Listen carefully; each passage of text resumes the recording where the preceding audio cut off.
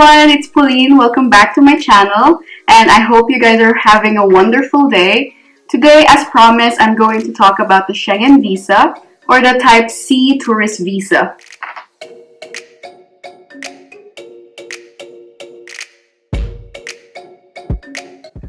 Schengen refers to the EU passport-free zone that covers most of the European countries.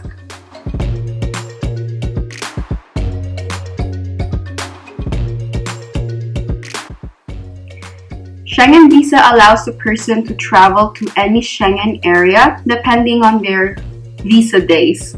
So, the big misunderstanding here is if you apply for Schengen Visa, you get the maximum days, which is 90 days. It's not really the thing. So if you apply for 20 days, the embassy would only give you 20 days. And you don't automatically get 90 unless you apply for it.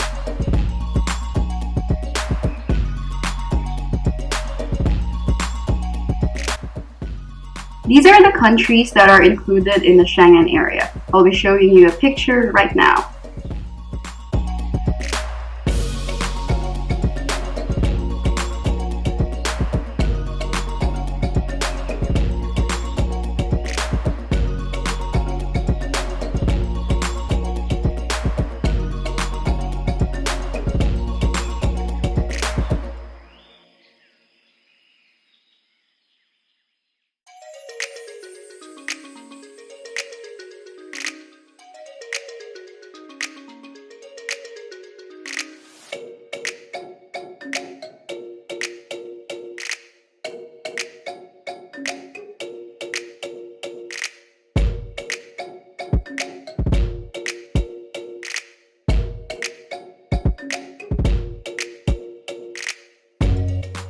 If a country is not part of the Schengen area, you have to check their website. Most probably, you're going to have to apply for the visa. Let's say, for example, if you want to go to the UK from Austria, then you would need a UK visa and a Schengen visa.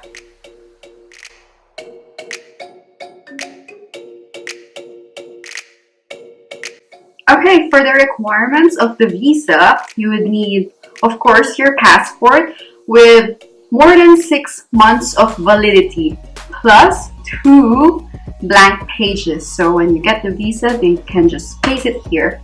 Another thing, when you apply for the visa, for now I'm talking about the Austrian Schengen visa, you have to photocopy all the stamps and visas that you've got for the previous trips, not specifically Europe. If you have an American visa, Japanese visa, Korean visa, photocopy all of them and submit it to the embassy. Okay, next, you also need a photo, like the Austrian visa photo. For me, I would recommend you to go to Fujifilm and tell them an Austrian visa picture, and it's gonna look like this. And they're gonna give you a paper like this. I hope it focus. Anyways, it says Austrian visa here, which will make it easier for you to check that it's the correct size for your application. Okay, so we have the passports, the pictures. You also need, of course, your application form with your signature and all the information written. You can also type it down, it doesn't matter. And you need an appointment at VFS. VFS is a company affiliated to the embassies. So you have to book your appointment there. You have to make an account, book your appointment at least a month before the actual date, because a lot of people are applying. So if you're there, you're gonna see how many people are applying for the visa. So I would recommend you to book a month or 2 before your appointment. And you have to be there. Personal appearance is a must. So even if you go to a travel agency for all the visa processing, in the end you also have to go to VFS and submit your application and papers personally. You also need an all-risk travel insurance, and this is a little bit tricky. VFS or the embassies only accept insurance from a list of companies. So if you book from World Nomads or just random travel companies online, higher chance they're not gonna accept that. So you have to check. I'll put the link down below, but you have to check which travel insurance are allowed or they accept. And of course, you have to pay for the consular fees. It's 60 euros. I'm not sure of the exchange rate, probably 4 to 5,000 pesos. Okay, next, you also need a detailed travel itinerary. So when I say detailed, you have to put a little bit of message first. So for example, hi, I'm Pauline Labarda.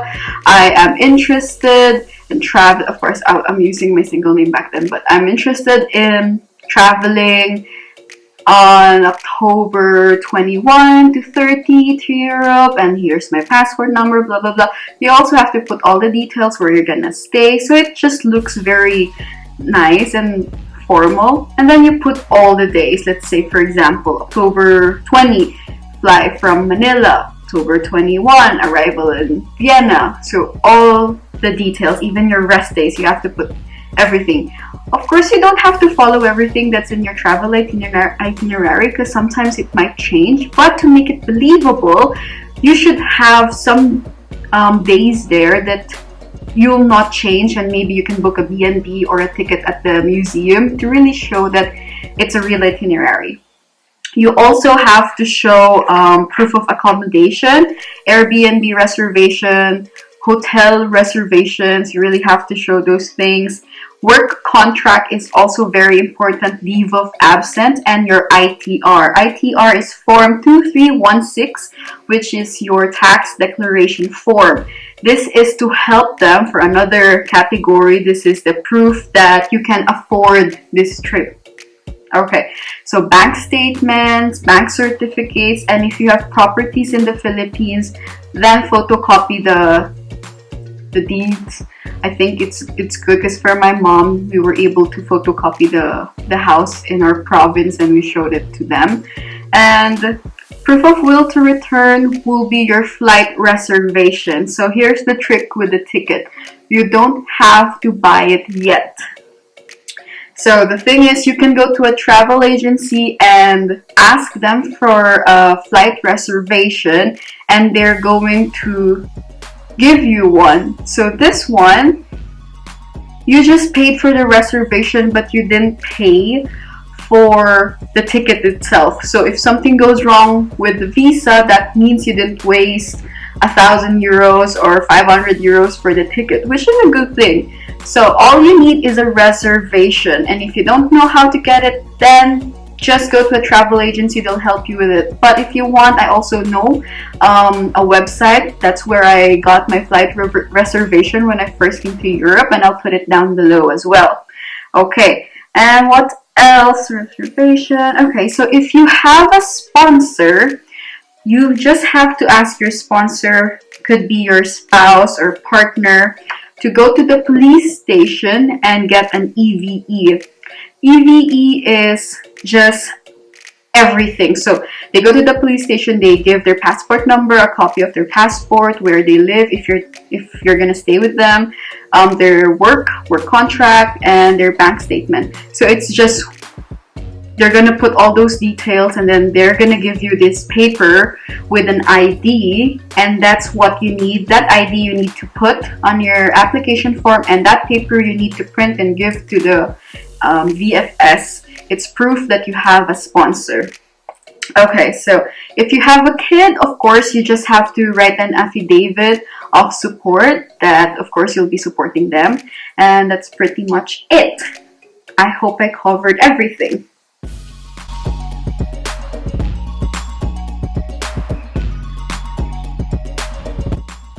You need to apply for a visa 3 months before your trip.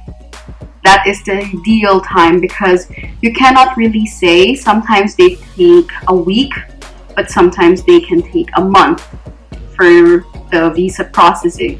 To make sure that you're not going to panic or you're not going to miss your trip, apply for the visa 3 months before your trip.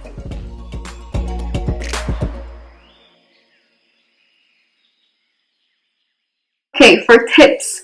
If it's your first time traveling to Europe, it's a little tricky, it's a little difficult if you get 90 days or 3 months. It's quite scary. If you have a powerful passport, meaning you've traveled to so many countries and you have a lot of stamps and visas on your passport, then no problem.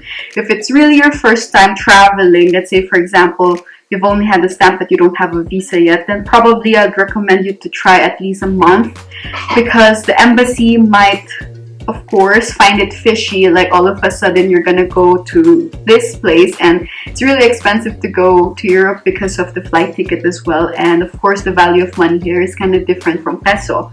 So that one I recommend you to at least get 1 or 2 months, not 3, because it's quite long. Next, you don't need an A1 German certificate. If you're a tourist, you don't need to study German because you're a tourist. This requirement is for fiancés and family members. You don't need it. You don't need to red ribbon or legalize your documents at DFA. You don't need to do those things as well. During the interview, just relax, wear semi-formal. It doesn't have to be very formal, but make sure to review all your details. When are you flying out? When are you flying back? Where are you going to stay? If you have a sponsor, make sure to just remember all the details of your sponsor. Of course, if it's your partner, definitely know the birthday, the name, where do they live, what's their job, if they're studying, where do they study, and about their family. You have to know. Let's say, for example, I remember in my case, they asked me the name of the mom, the dad, the sister. I mean, if they have a sibling, like, okay, does your partner have a sibling? Younger or older? Where do they work? What's their name? How old are they? So those types of things, like, they just really just want to check if you have a real sponsor, or if you're really dating that person. They also have a checklist to make sure you have all the documents that you need when you apply for a visa. So I'm going to link the checklist down below so you can always have that, because it's good to give it during your appointment as well. The visa processing can take a week or 2 or even a month.